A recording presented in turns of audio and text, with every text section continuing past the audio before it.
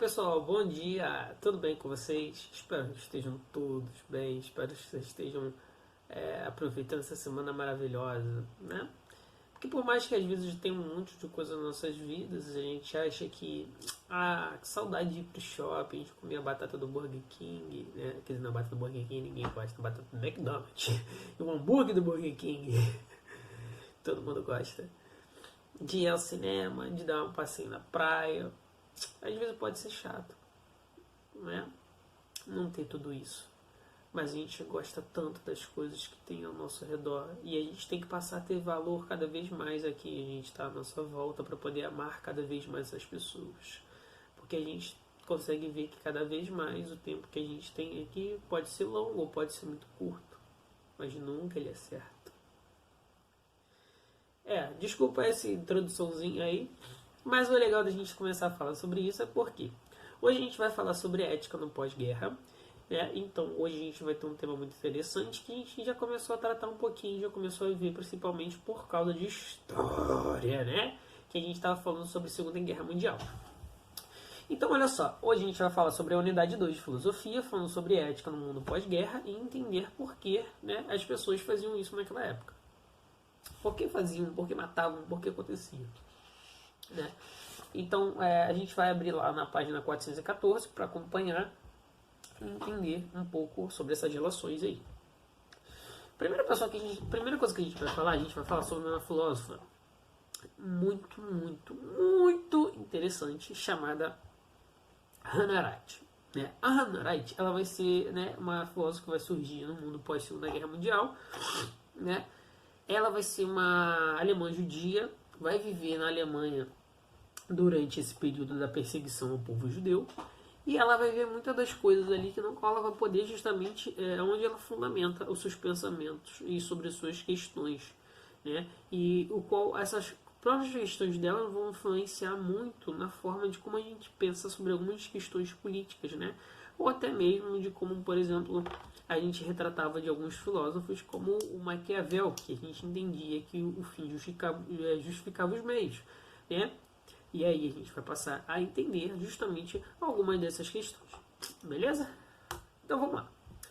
A gente tem que entender que o mundo pós Segunda Guerra Mundial é um mundo muito doído, muito fragmentado, que precisa justamente de conseguir algumas explicações. A gente consegue alguma dessas explicações, né, julgando, intermediando, fazendo algumas justificativas muito a partir de um julgamento chamado de julgamento de Nuremberg, né, onde a gente começa justamente a julgar muitos dos nazistas que cometeram vários crimes de guerra. Lembrando que a gente viu no capítulo anteriormente sobre essas questões justamente de guerra, né? Como é que se é possível ter ética durante o período de guerra ou não? A gente viu que sim, é possível você ter ética, é possível você ter ordem, é possível você ter leis, né, que estabeleçam conflito. Isso é fundamental porque preserva as outras pessoas. Então a gente vai lá, vamos entender que o que é o uso do mal? A Hannah Arendt ela vai falar que existe o uso do mal. A utilização do mal é o que fundamenta boa parte desses regimes totalitários. Você deve utilizar o mal para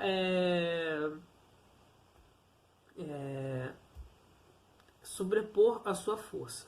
E aí você tem a questão de matar ou não matar, né? Como você não mata, você tem que matar outra coisa. Como você não mata a pessoa fisicamente, você tem que matar outra coisa. E esse uso do mal, né, ela fala que justamente, né, que quando você não mata, você tem que matar outra coisa. Essa outra coisa que quando você mata, ela fala que mata justamente a dignidade humana, a dignidade do ser humano, né? Então, quando a gente olha para os campos de concentração nazista, a gente vai ver que a dignidade do ser humano vai ser destruída, né? Olha só, se a gente pensar, né, aquele senhor que a gente viu no vídeo sobre da última aula, né, sobre um brasileiro que viveu o Holocausto. E aí a gente pensa, nossa, caraca, tem uma fase ali que ele defeca na cama e ele fala que era uma das poucas coisas que ele tinha de conforto ali porque as fezes eram quentes.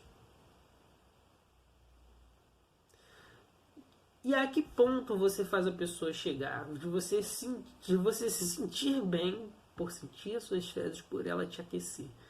Será que é digno isso para qualquer ser humano? É. Então a primeira coisa que eles vão fazer, justamente nessa ideia de uso, da utilização do mal, o mal é radical, né? É justamente tirar qualquer dignidade, né? Qualquer sentido de pessoa. Você agora não é mais uma pessoa, você é um objeto, você é um número.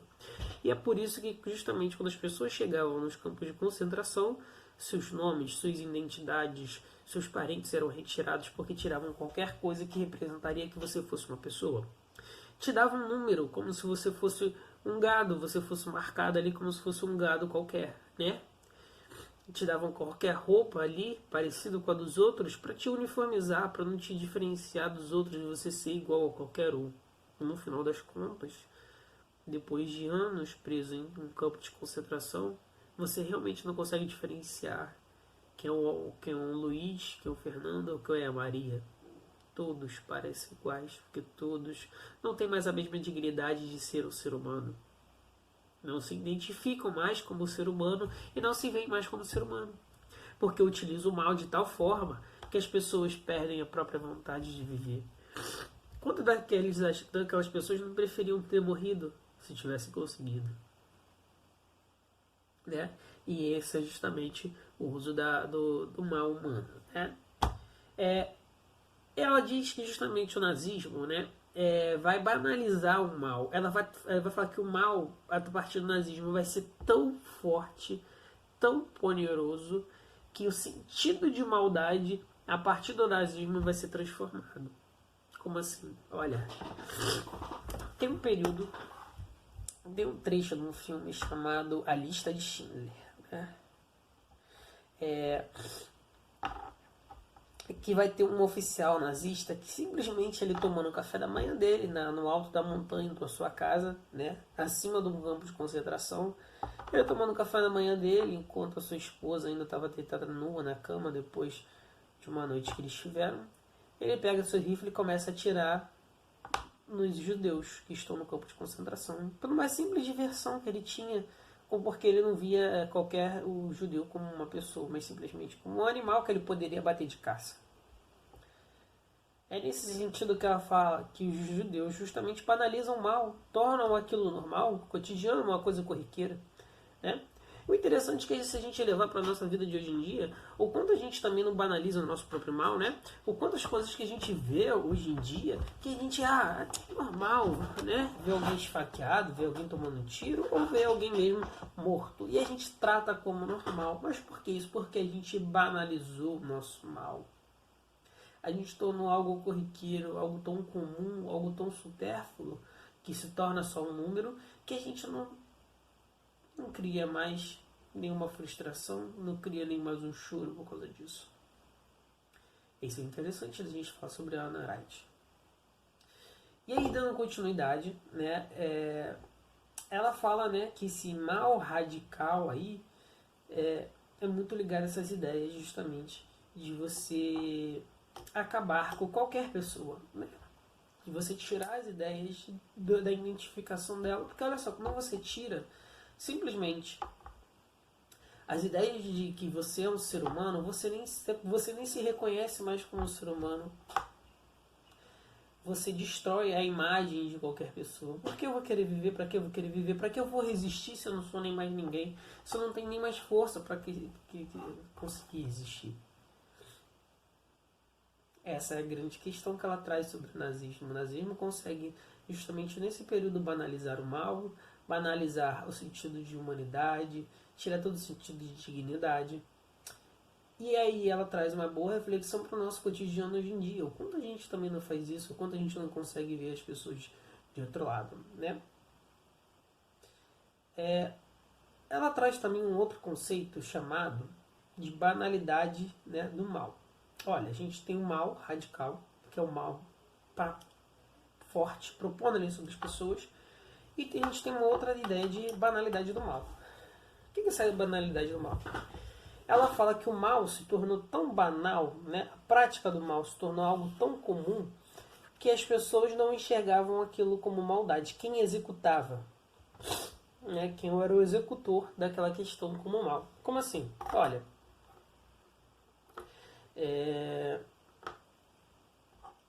um soldado nazista tinha uma ordem para atirar em alguém.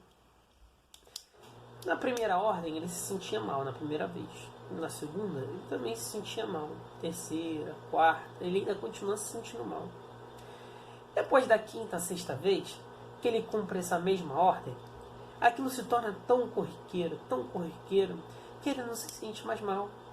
Ele simplesmente está banalizando qualquer sentido que possa ter o mal ali naquele momento, porque ele está simplesmente cumprindo uma ordem. Então, chega num determinado momento que esse mal, essa loucura está tão banalizada, está tão enraigada na vida das pessoas que estão praticando, que eles não enxergavam mais como se fosse praticando algo maligno ou ferindo alguma outra pessoa inocente. Eles simplesmente entendiam que estavam ali cumprindo ordens, parte do seu serviço, do seu dia a dia. Olha, Hugo, você vai entrar na sala ali e vai bater nos alunos. No primeiro momento eu posso achar ruim, mas tudo bem, cumpra a ordem. Ordens são ordens. No segundo dia eu ainda vou achar um pouco estranho. No terceiro já vou estar saindo batendo todo mundo. E aí, pra mim é só mais uma ordem. Até o momento que você nem lembra mais que é uma ordem, já se vira algo cotidiano. E aí ela fala que isso que é a banalidade do mal. A gente tornou o mal tão prático, tão arraigado no nosso dia a dia, né? Principalmente através do nazismo, que a gente já não começa a ver mais isso como algo maldoso, mas simplesmente praticar uma ordem que alguém pediu. E o que vai acontecer muito dos oficiais nazistas é que eles só vão simplesmente cumprir uma ordem que seu Führer pediu, que o seu líder pediu. Então a Hannah Arendt, ela vai deixar um grande legado para o mundo.